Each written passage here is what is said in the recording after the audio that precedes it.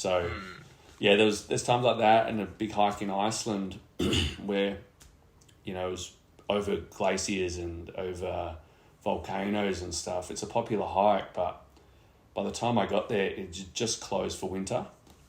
And I'd never really done any hiking, so I was so pumped. And I think it was like 38 Ks over all these glaciers and stuff, these big hills. And I didn't have any real gear. A mate in Iceland gave me something. I bought like a backpack and boots in London, and then I pretty much had to try and work out the rest when I got to Iceland. And he was like, oh man, if you go down to the campground, people that are flying out of Iceland, like, just chuck all their stuff in one area and whoever wants it can take it. So I got down there and found a tent, and I found some just like random bits and pieces that I needed but I didn't have. And so off I went, hitchhiked out to the other side of Iceland, and about 6 different cars eventually got me out there, and camped there the night at the start under this big waterfall, Skogafoss. And woke up in the morning and was like, all right, now where do I go? And I didn't know. I was Googling before I went to Iceland. I was like, is there polar bears in Iceland? Do I need to be afraid of bears? I wasn't sure. There was sightings and stuff, and I'm like, I don't know if this is bullshit or not. So I was like so out of my league. Anyway, started hiking and didn't have any contact with anyone. No one knew where I was. So then I was a little bit worried about if something happens, no one's even going to know where to look for me. So I wrote a note to a girl at the restaurant near where I camped and just said, hey, if you don't hear from me in a couple of days, you might want to send out a search party. And she was like, what? Who are you? What do you mean? I'm like, just, if I don't call in a couple of days, just send someone else.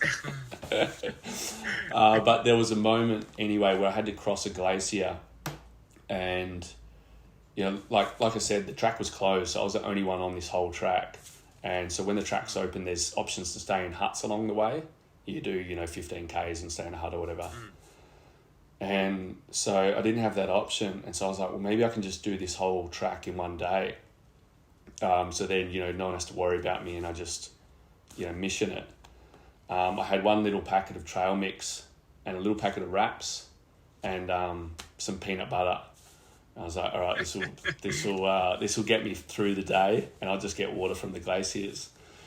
Anyway, there was one point, incredible journey, incredible adventure, and I'd love to go back to Iceland and explore more. But this one point, I was walking across the glacier, and I've got this stupidly heavy backpack on, and I stepped on a slippery part, and now I know that the walking across glaciers, you need the crampons.